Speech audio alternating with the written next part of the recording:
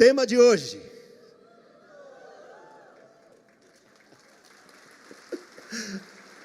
Ei, matei a vontade hoje. A palavra, resposta para as nossas angústias. Amém?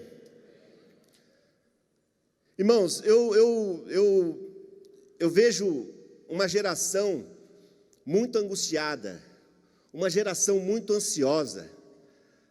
Há pouco tempo atrás, eu lendo uma reportagem, estava falando de uma geração, falando a respeito dos nossos filhos, que eram pessoas que, se nós não cuidássemos como deve ser cuidado, orientasse, eles iam se perder, porque uma geração que se quebra muito fácil, uma geração que sofre com muita facilidade, e às vezes a culpa é nossa, de nós pais. Por quê? Porque a gente protege demais. O filho às vezes tem que fazer um determinado caminho, a gente já contrata logo uma van, contrata logo um carro, fala assim, não, vai com cuidado. A gente não deixa os nossos filhos sofrer nada, né? Quando eles estão sofrendo de algum problema, quando eles têm qualquer dificuldade, a gente vai lá e protege demais. E a reportagem dizia que essa proteção excessiva, ela poderia causar um problema muito sério no futuro dessa criança e tornaria-se homens e mulheres muito fragilizados. E ultimamente a gente tem visto e ouvido muitas reportagens sobre suicídios, tentativa de suicídios. Existem pessoas ministrando sobre suicídios ultimamente, porque o número tem aumentado, mas eu não quero falar dessa questão sobre angústia a respeito dessa situação, mas das angústias que nós guardamos dentro da gente, daquilo que não acontece, daquilo que não muda e como fica o nosso coração. E nós vamos basear essa mensagem no texto que está no livro de, deixa eu lembrar aqui, Mateus, capítulo 11, versículo 2 ao 6. Você pode acompanhar aí na tela, né? Mateus, capítulo 11, do versículo 2 ao 6. Diz assim: quando João Batista, no cárcere, ouviu falar das obras de Cristo, mandou que seus discípulos fossem perguntar: você é aquele que estava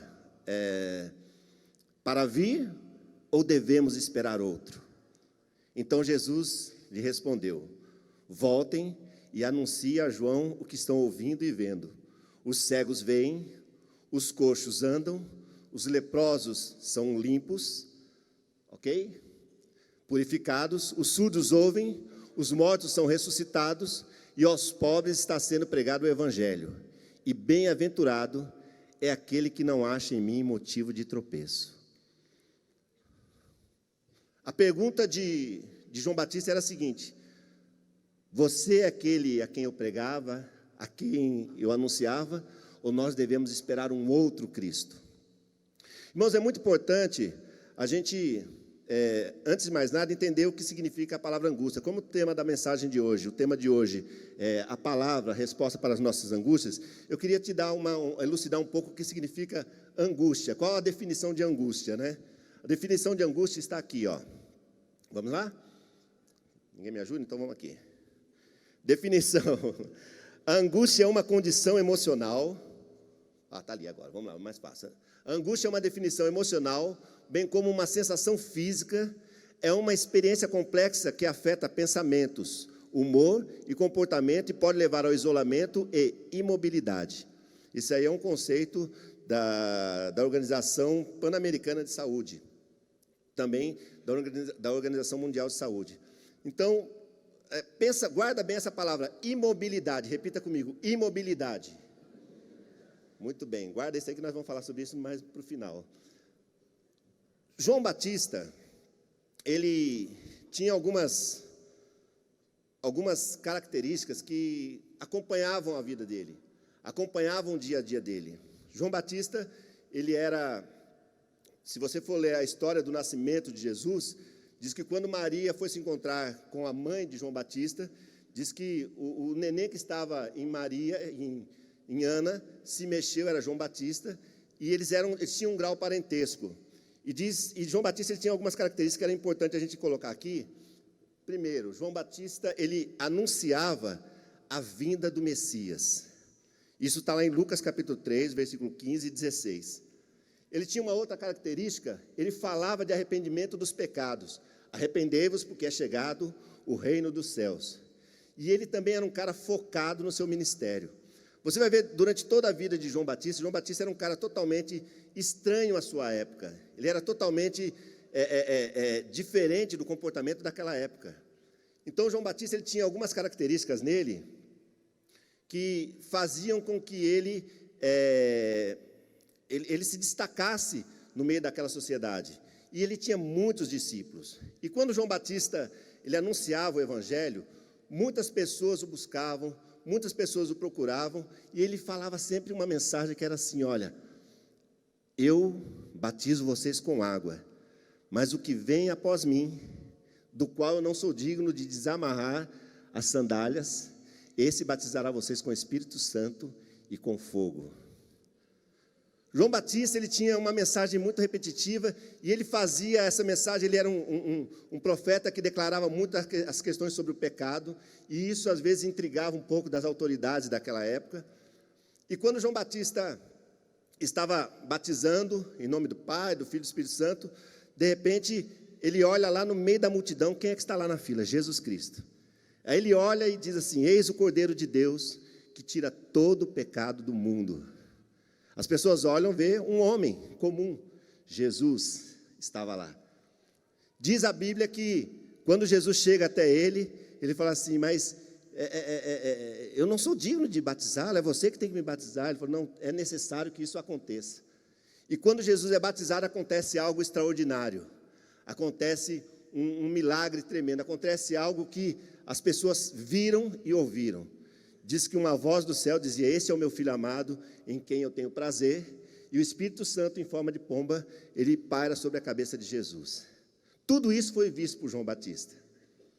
Então, João Batista, ele teve uma experiência diferente com Jesus, justamente porque, quando ele anunciava a palavra, mesmo conhecendo Jesus como um grau parentesco, ele percebeu naquele momento que Jesus era o Cristo. Só que passou algum tempo e João Batista foi preso. Ele foi preso e ele tinha uma sentença de morte sobre a vida dele. E bateu nele uma angústia. E essa angústia era a seguinte: será que toda aquela mensagem que eu falei sobre arrependimento, anunciando um novo Cristo, será que tudo aquilo que eu disse se perdeu? E ele manda um recado para Jesus, que era a pergunta dele e era o que causava angústia para ele naquele momento: você é aquele que nós estávamos esperando, ou devemos aguardar um outro Cristo? Presta atenção que nesse momento ele não parou para observar a história dele. Ele não parou, ele não lembrou daquele momento em que Jesus foi revelado para ele como o Cristo, o Salvador do mundo.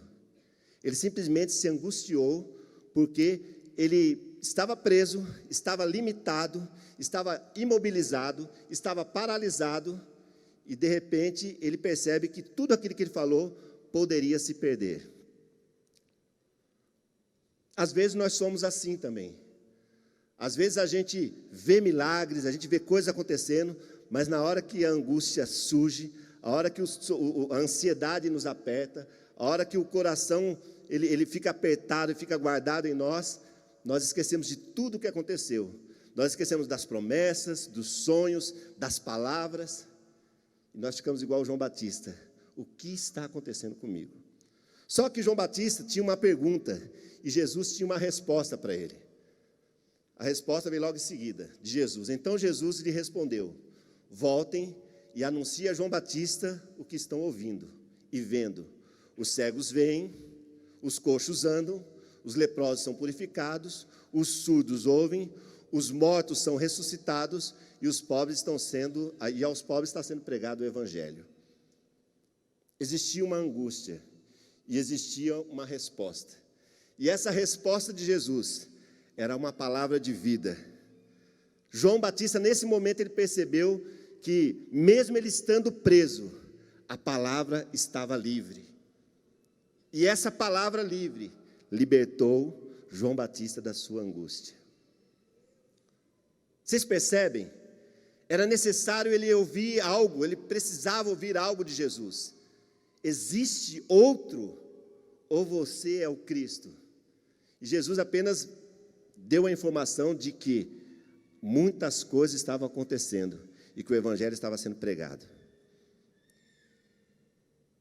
Às vezes nós nos sentimos assim, percebemos a nossa vida toda travada e achamos que os milagres não estão acontecendo mais, achamos que Jesus não está agindo mais, achamos que os milagres só acontecem na vida dos outros e Deus não fala mais conosco. E quando você para ouvir o Senhor, você descobre que Ele é a palavra, e a palavra, por mais que tentem abafar a palavra de Deus, ela sempre vai estar livre. Digo a você que se fechar as portas dessa comunidade, se fechar várias igrejas aqui, o evangelho, ele vai se manifestar com muito mais poder ainda. Porque o que nos mantém vivos, irmãos, é a palavra. É a palavra que traz para nós uma condição da gente acreditar que nós não estamos sozinhos. Eis que estou convosco todos os dias, até a consumação dos séculos. E a igreja tem se esquecido disso. Eu gosto muito da maneira que o apóstolo João, em João capítulo 1, versículo 1 ao 5, como ele observa Jesus, como ele admira Jesus. Ele diz assim, no princípio era o verbo, e o verbo estava com Deus, e o verbo era Deus. Ele estava no princípio com Deus. Todas as coisas foram feitas por ele, e sem ele nada do que foi feito se fez. A vida estava nele, e a vida era a luz dos homens. A luz resplandece nas trevas, e as trevas não prevaleceram contra ela. Se você pegasse um amigo seu, e você tivesse que descrever esse amigo, como que você descreveria? Engraçado que esse João apóstolo, quando ele está olhando para Jesus, quando ele fixa os olhos em Jesus, ele não vê um homem, ele vê uma palavra. Ele vê uma palavra que tem ação, uma palavra que pode mudar circunstâncias. E essa maneira dele olhar para Jesus, mostra que Jesus tinha algo de diferente, que a mensagem que João Batista anunciava, que após ele viria alguém que batizava com o Espírito Santo e com fogo, estava solta, estava livre, e nos alcançou hoje. Eu sempre penso, baseado naquilo que eu vejo, naquilo que eu ouço, naquilo que eu sinto, que a igreja está precisando ter relacionamento com a palavra. As pessoas estão muito distantes da palavra. Uma certa vez eu ouvi uma frase, e essa frase ela é muito interessante, porque diz que a tecnologia surgiu para aproximar os homens, só que hoje parece que as pessoas estão mais distantes do que nunca. O Anésio já falou aqui várias vezes de algumas situações em que uma família toda reunida num lugar para almoçar, está todo mundo ali no WhatsApp, ninguém está se conversando, né? E mesmo assim são as questões que envolvem a palavra de Deus. Hoje nós temos Bíblia digital, nós temos Bíblia escrita, nós temos Bíblia de tudo que é jeito, aparece de tudo que é jeito, mas as pessoas estão muito distantes da palavra. As pessoas não têm mais aquele desejo do Carlinhos lá atrás com a mãe dele na cozinha, enquanto a mãe dele fazia comida, aquele desejo de se preocupar e saber assim, o que é isso aqui, mãe? O que é essa Bibliazinha azul pequena na minha mão? O que ela significa? O que ela vai dizer para mim? E você ter alguém preparado para dizer para você, a resposta para todas as suas necessidades estão na palavra. Amém. Aleluia.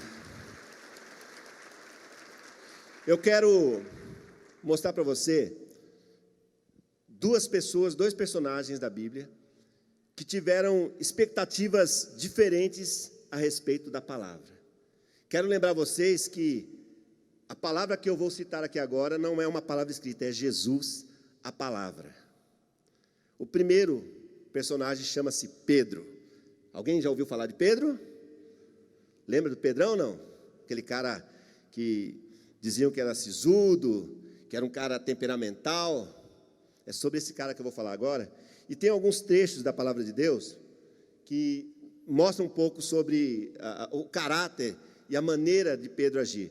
Eu só vou mudar ali um pouco a ordem ali. Vou começar pela cura da sogra dele.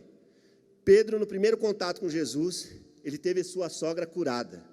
Alguns brincalhões dizem que foi por isso que ele traiu Jesus, né? Eu já falei isso para minha sogra, ela não gostou muito não. A sogra dele estava enferma, estava, segundo a palavra, com uma febre muito alta, muito forte. Jesus estava passando na cidade, parou na casa de Simão, na época chamado Simão, e curou a sogra dele. Logo em seguida, no dia seguinte, Jesus estava na beira do mar, viu alguns pescadores. Esses pescadores estavam voltando da sua pesca sem nada. Segundo a palavra de Deus, eles tinham tentado pescar a noite inteira e não conseguiram nada. Jesus pediu os barcos emprestados. Essa história vocês conhecem, né? É bem clara, bem conhecida de vocês. E quando Pedro empresta os barcos para Jesus, Jesus desce do barco e fala assim: olha, agora você vai lá e lança a rede. Jesus disse uma palavra. E Pedro entendeu. O que é mais engraçado é que a simplicidade faz com que a gente entenda as coisas. Hoje é muito comum você estar no auditório como esse aqui, e você está falando e as pessoas não estão ouvindo, elas estão julgando. É diferente quando você ouve e você acredita do jeito que vem, bate no peito aqui, eu já vou resolver. E Pedro foi assim: olha, Senhor, mestre, ele chamou Jesus de mestre. Mestre, nós tentamos pescar a noite inteira e não conseguimos nada, mas sobre a tua lançaremos a rede. E você já sabe o que aconteceu. Terceira experiência, Pedro andou sobre as águas. Além de Jesus, da história de que Jesus estava andando sobre as águas, somente um homem na história da humanidade andou sobre as águas. Chama-se Pedro. Você sabe o que é isso? Você está num lugar, dentro de um barco, o barco agitado, você olha lá no meio, você vê um vulto, você acha que é um fantasma, e você expressa a sua angústia. Quem é que está aí? É um fantasma? Quem é que está se mexendo aí no meio do mar? Era no meio do mar, gente. De repente ele fala assim: eu sou Jesus que caminho com vocês. Ah, se tu és o Cristo, manda uma palavra que eu vou até você. Ele falou assim: venha. Sabe aquele, venha. E ele foi. E diz a palavra que Pedro andou sobre as águas. Eu não quero entrar no detalhe de que ele afundou. Eu quero ir mais além. Eu acredito que mesmo ele afundando, quando Jesus resgatou ele, eles voltaram para o barco como? Caminhando. Pedro andou sobre as águas, firmado na palavra. Pedro negou Jesus e chorou amargamente. Essa história de que Pedro negou Jesus, vocês conhecem muito bem. Todo ano, na Sexta-feira Santa, passa aquele filme, aí passa Pedro negando Jesus, dizendo que não fazia parte do grupo de Jesus, de que não conhecia Jesus, e aí o galo vai lá e canta. E diz que após esse momento, Pedro se retira de cena, e diz que ele chora e sofre muito. Mais à frente, em Atos capítulo 10, do versículo 1 ao 48, você vai ver Pedro, pela primeira vez, após esse momento de choro, Jesus já tinha sido ressuscitado, Jesus já tinha sido revelado. Você vai ver Pedro anunciando Jesus, a palavra, de maneira poderosa. Jesus, a palavra, transformou a vida de Pedro. Guarde bem isso. O relacionamento de Pedro com Jesus fez com que ele, no momento de angústia, no momento terrível da vida dele, ele descobrisse que o que estava fundamentando os pés dele no Evangelho era a palavra de Deus. Era a palavra chamada Jesus Cristo. O outro personagem, um personagem que todos vocês conhecem também, Judas Iscariotes. Alguém aqui conhece Judas? Só eu? Levanta a mão bem alta assim. Muito bem. Judas, ele aparece em João capítulo 12, do versículo 4 ao 6, no momento em que uma mulher quebrava um vidro de perfume e ela ungia Jesus, e ele se manifesta dizendo assim: mas para que esse desperdício? Para que desperdiçar esse perfume? Diz a história que esse perfume valia o valor de 1 ano de trabalho. Devia ser um perfume muito caro. E ele olha para aquela situação e fala assim: mestre, mas olha, é um desperdício tudo isso aqui. Observem a reação dele. Outra cena, ele planejou a entrega de Jesus para os seus algozes, em Marcos capítulo 14, versículos 10 e 11. Ele sempre, você vai ver sempre Judas se referindo a Jesus como mestre. Você nunca vai ver Jesus ele se dirigindo a Jesus como Senhor. Você vai ver Pedro, em determinado momento da vida dele, Jesus, ele tinha lançado uma palavra muito pesada, em que as pessoas que estavam ouvindo ele saíram de perto, seus discípulos saíram de perto, e aí Jesus pergunta assim: por que vocês não vão com eles? Por que vocês não se retiram também? Peguei pesado com vocês. Ele falou assim: mestre, mas para onde? Mestre não, Senhor, para onde nós vamos, se somente tu tem palavras de vida eterna?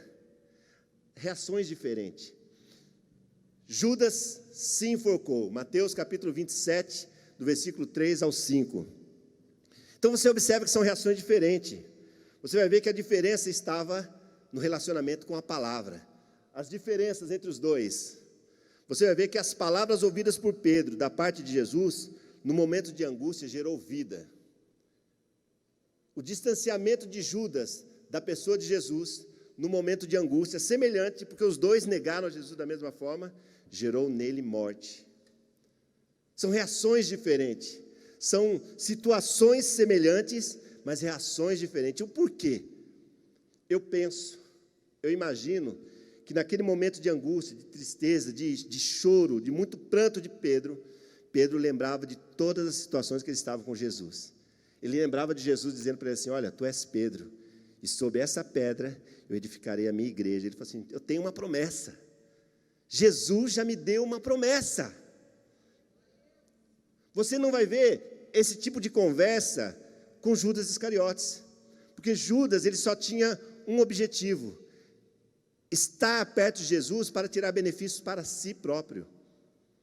Era diferente. Pedro, muitas vezes, ele se arriscava, ele se lançava diante de Deus.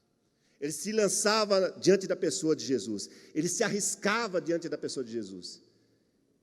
Às vezes, ele falava coisas, Jesus repreendia ele de forma severa, e ele se aquietava, porque sabia que era a palavra que estava tratando com ele.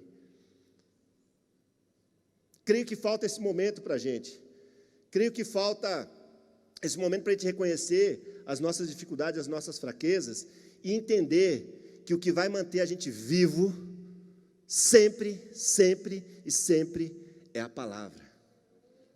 Eu acredito que como qualquer um aqui, todos nós vivemos situações difíceis, palavras mal colocadas sobre as nossas vidas, sonhos frustrados, relacionamentos frustrados, trabalhos desgastados. Tudo isso a gente começa a criar muros à nossa volta, começa a levantar muros achando que nós estamos nos protegendo. No entanto, nós estamos morrendo, porque nós não nos permitimos arriscar, nós não nos permitimos experimentar aquilo que é novo. É só você observar a vida, uma vida natural, onde a pessoa ela fica parada, paralisada, sem saber que caminho trilhar, que caminho seguir, que decisão tomar, e enquanto ela não se lembra ou não guarda a palavra, nada muda.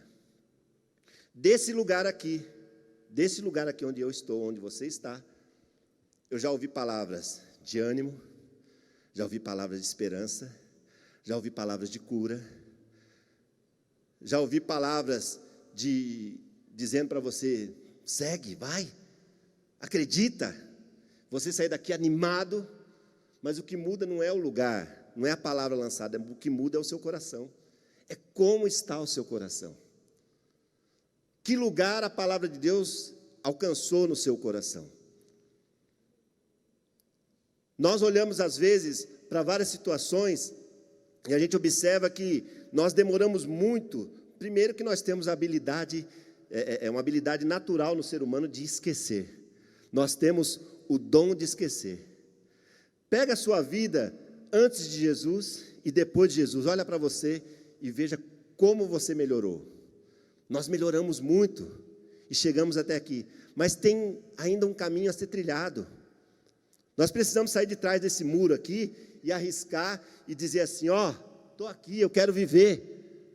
As pessoas estão com medo de viver, as pessoas estão angustiadas, e às vezes, irmãos, as angústias não são coisas grandes, não são coisas pequenas, são detalhes. Às vezes nós reclamamos da nossa família, enquanto tem pessoas que não têm nem família. Reclamamos dos nossos filhos, e tem pessoas sonhando em ser filhos, tentando adotar, porque não tem a capacidade de gerar filhos. Nós, às vezes, queremos um emprego melhor, enquanto existem pessoas que estão passando fome. Acho que nossa maneira de ver a vida está muito distante daquilo que Deus já fez por nós. Deus já fez milagres aqui na vida de cada um. Acho que se nós fizermos um culto, uma noite de milagres aqui, de testemunhos, nós teríamos vários testemunhos aqui. E por que não avançamos mais?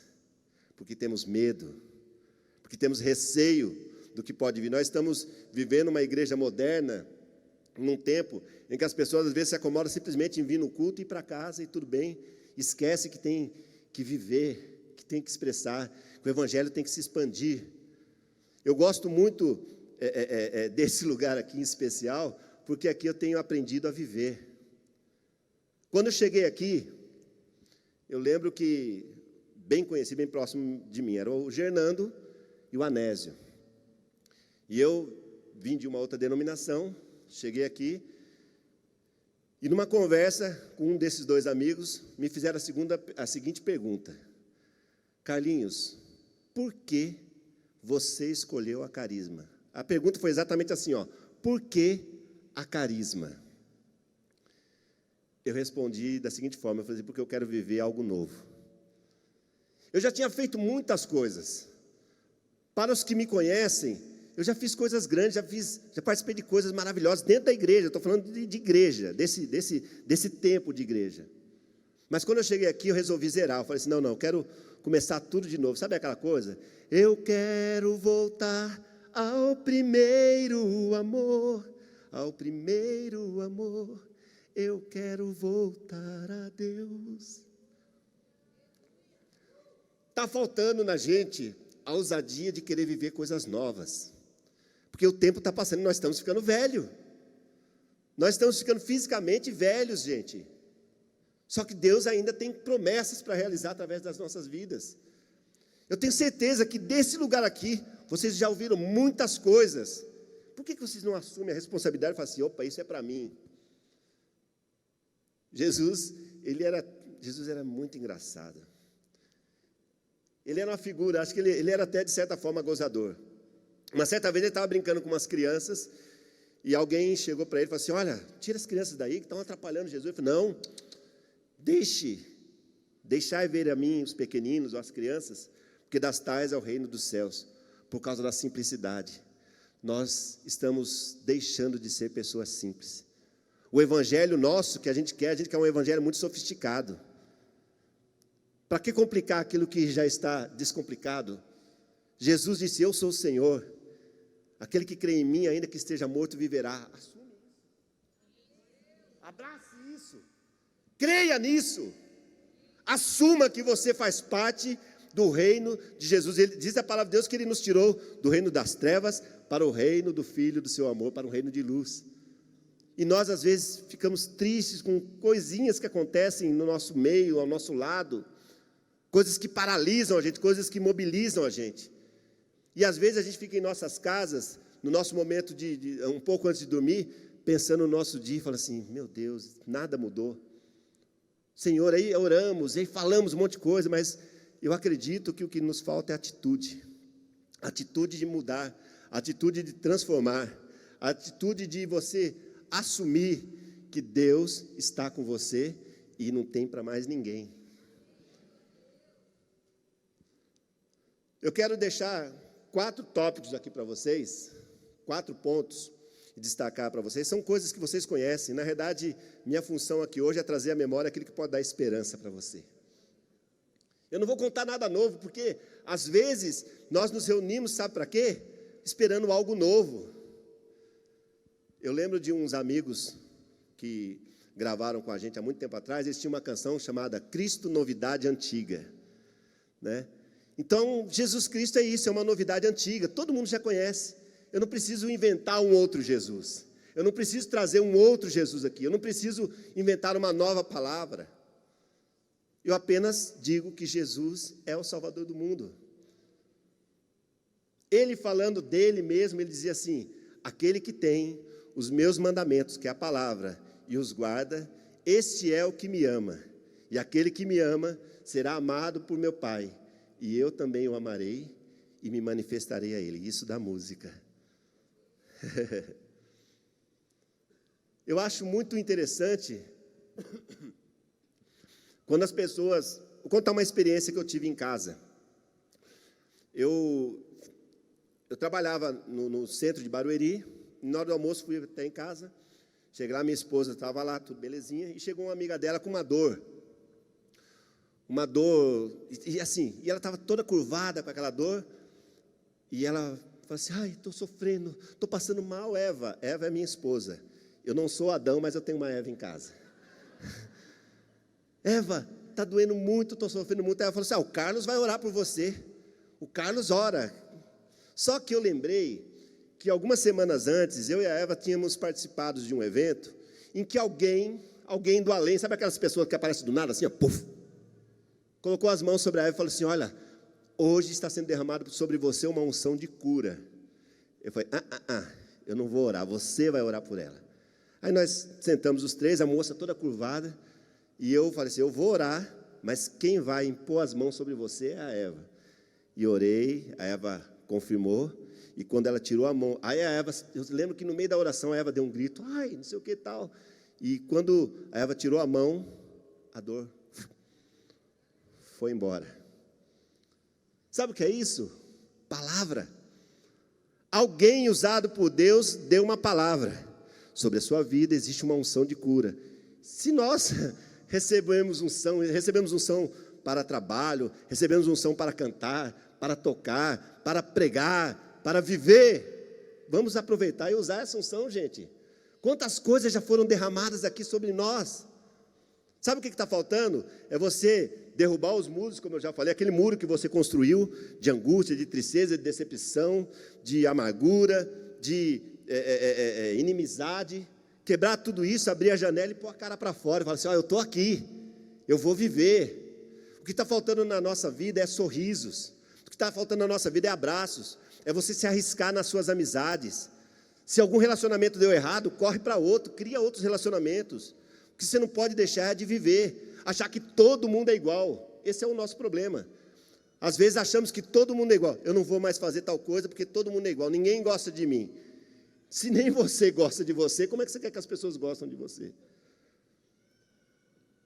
Está faltando fé, irmãos. Está faltando fé na prática. Está faltando verdade na prática. Está faltando você se arriscar e saber que existe todo um mundo aí, todo um universo, toda uma vida para viver, e você anunciar a palavra de Deus mesmo sem abrir a boca. Está faltando coragem. Sabe o que parece às vezes? Eu, quando vejo situações assim, Jesus uma certa vez disse assim: se você tiver fé do tamanho de um grão de mostarda, você vai olhar para aquele monte ali e falar assim: monte, lança-te ao mar. Aí você é aquela pessoa que mora de frente ao monte. Quando você abre a janela do seu quarto assim, você tem aquele monte assim, aí você abre a janela de noite e fala assim: olha, eu vou dormir e amanhã eu não quero mais você aqui, eu quero que você se lance daqui. Aí você fecha a janela, vai dormir. Quando você abre a janela, sabe o que acontece? O monte está lá. Aí sabe o que você faz? Você fala assim: eu sabia que era assim mesmo. A gente não confia mais, a gente não acredita mais. Primeiro ponto: encha sua mente e o coração da palavra de Deus, seja ela escrita, seja ela ouvida e seja ela cantada. Salmista, Salmo 119: guarda a tua palavra no meu coração para não pecar contra ti. O Salmo 119, se você pegar o Salmo 119 inteiro, ele é um salmo de exaltação à palavra. A palavra, os mandamentos, os estatutos, as leis, tudo converge para a palavra. Guarde a palavra de Deus no seu coração. Guarde, vou repetir, Guarde a palavra de Deus em seu coração, porque é ela que vai te socorrer no momento de angústia. Amém? Você crê nisso, não? Então vamos aplaudir a palavra de Deus. Segundo, tenha a palavra de Deus como razão para a sua vida. Tenha a palavra de Deus como razão para a sua vida. 1 Pedro 3,15. Pelo contrário, santifiquem a Cristo como Senhor no seu coração. Santifiquem a Cristo como Senhor no seu coração, estando sempre preparados para responder a todo aquele que pedir a razão da esperança que há em vocês. Jesus Cristo reinando em seu coração. Repita comigo, Jesus Cristo, mas repita com fé, com ousadia. Jesus Cristo reinando em meu coração. Você já imaginou essa cena, não? Jesus tomando as decisões no seu coração. A palavra de Deus diz assim: o coração do homem pode fazer planos, mas a resposta certa sempre vem de Deus. Terceiro, fale, profetize, expresse e viva a palavra de Deus. Que a palavra de Cristo habite ricamente em vocês. Instruam e aconselhem-se mutuamente em toda sabedoria, louvando a Deus com salmos, hinos e cânticos espirituais com gratidão. Guarda essa palavra, gratidão, nos vossos corações. E tudo o que fizerem, seja em palavra, seja em ação, façam em nome do Senhor Jesus, dando por Ele graças a Deus Pai.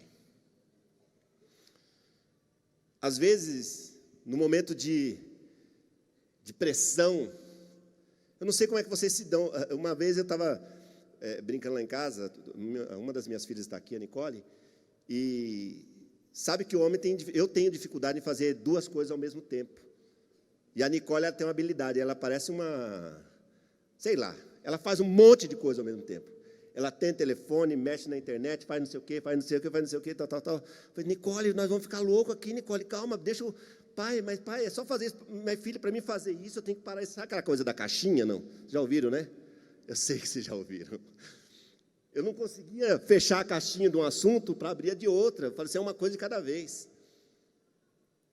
E eu acho interessante que, quando a gente fala a respeito da palavra, às vezes a gente, no momento de pressão, a gente fala muita besteira.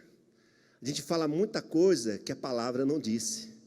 Eu quero lembrar você que a palavra que eu estou falando, não estou falando de uma palavra lançada simplesmente, estou falando de uma palavra viva, uma palavra que tem um personagem atrás dela, que tem uma vida atrás dela, chamada Jesus Cristo, autor e consumador da vida. No momento de crise, em vez de a gente clamar pela palavra, a gente recua, né? Aquele moonwalker, né? Anda para trás e a gente fica lá esperando que as coisas se ajustem. Irmãos, as coisas só vão se ajustar se você tomar algumas decisões, algumas atitudes. Não adianta apenas uma palavra, você tem que tomar atitude. Jogue a rede, sobre a tua palavra eu vou lançar a rede. Tchá! Acabou o problema de Pedro. Se o problema fosse somente os peixes, ele tinha pego um monte de peixe. Ele falou assim, meu Deus, quem é esse cara aí? Eu não vou largar ele nunca mais. Irmãos, as experiências que nós temos com Jesus, elas vão fazer de nós crentes mais poderosos. Você gostou da palavra crente? As pessoas têm medo de falar isso hoje, né? Agora somos cristãos, somos gospel. Mas quando nós nos relacionamos com a palavra, nós nos tornamos pessoas que acreditam que o mundo pode estar caindo, ainda que a figueira não floresça, que não haja fruto na videira, ainda que o produto da oliveira minta, todavia eu confiarei no Senhor. Em quem você tem confiado? Quem é que aquece o seu coração no momento de angústia? A palavra, irmãos, ela faz com que a gente se mexa. A palavra de Deus, ela não é uma palavra morta, ela é uma palavra viva. Ela se mexe, ela se locomove. O Espírito Santo, ele tem vida. Enquanto eu estou falando aqui, ele está tocando o seu coração. Está te lembrando de coisas que você poderia ter evitado. A palavra de Deus habite ricamente em vós. Quarto e último. Dê a Deus as suas angústias. Repita comigo, dê a Deus as suas angústias. Olha para a pessoa que está do seu lado, isso é engraçado, né? Dizem que não pode, mas eu falo. Olha para a pessoa e fala para ele assim: dê a Deus as suas angústias, porque agora você conhece, você ouviu a palavra. O texto diz assim, Filipenses 4, 7, 8: e a paz de Deus, que excede todo entendimento, guardará o coração e a mente de vocês em Cristo Jesus. Finalmente, irmãos, tudo que é verdadeiro, a palavra, tudo que é respeitável, a palavra, tudo que é justo, a palavra, tudo que é puro, a palavra, tudo que é amável, a palavra, tudo que é de boa fama, a palavra, se alguma virtude há e se algum louvor existe para a palavra, seja isso o que ocupe o pensamento de vocês. Eu quero terminar com uma história bem rapidinho, uma experiência que eu tive quando eu devia ter uns 11, 12 anos. Nós tínhamos no nosso ministério uma missionária, o nome dela era missionária Laura. A Roselaine não é desse tempo, né?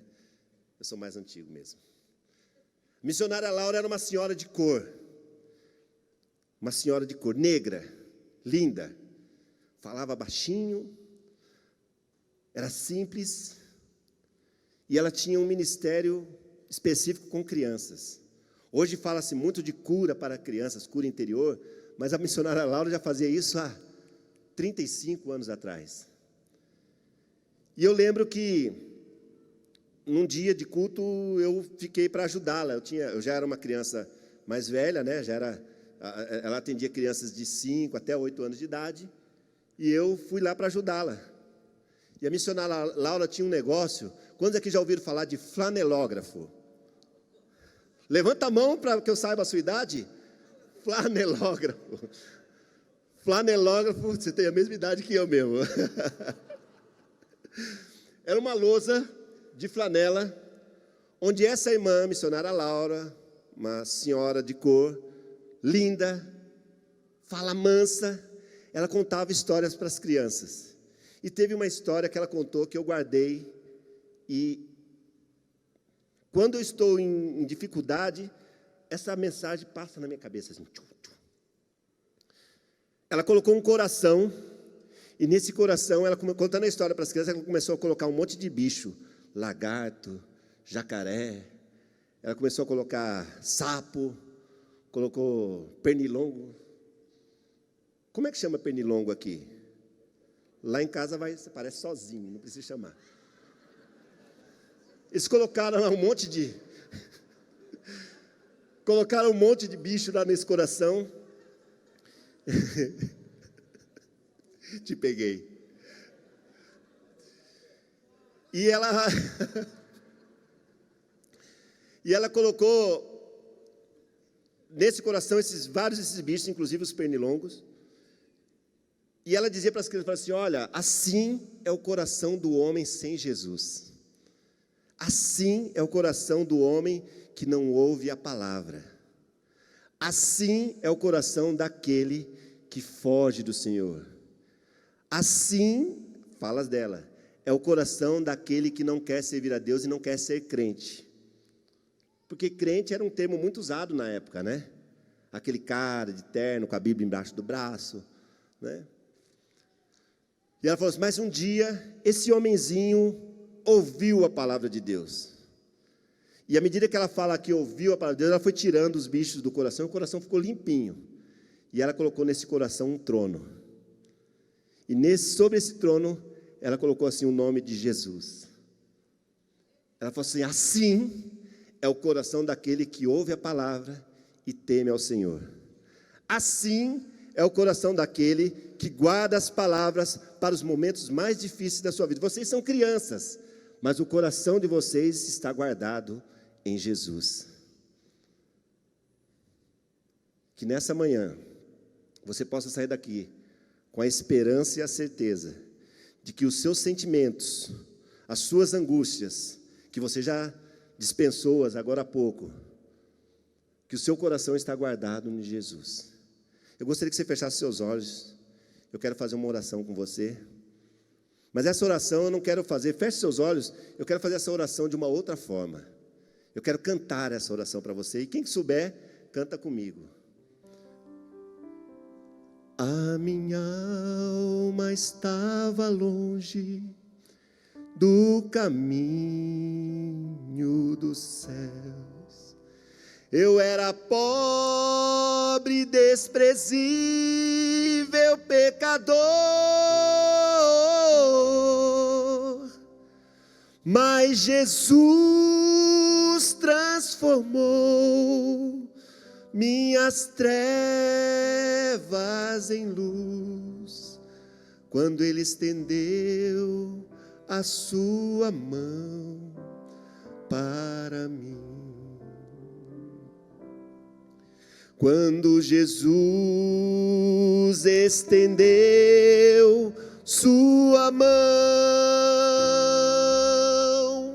quando Ele estendeu sua mão para mim, eu era pobre, perdido, sem Deus, sem Jesus, quando Ele estendeu a sua mão para mim. Agora me regozijo desde que o aceitei, e na tempestade eu posso sossegar, pois com Ele sou liberto do perigo e do mal, quando Ele estendeu a sua mão para mim. Se coloque de pé, irmãos. Quando Jesus estendeu,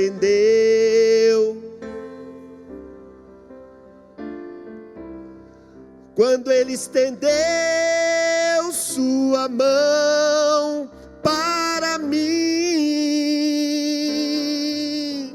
eu era pobre, perdido, sem Deus, sem Jesus, quando Ele estendeu a sua mão. Irmãos, foi isso que Jesus fez hoje com você.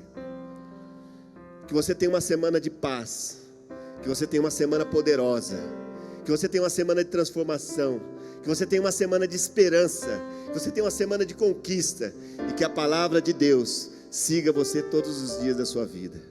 Amém?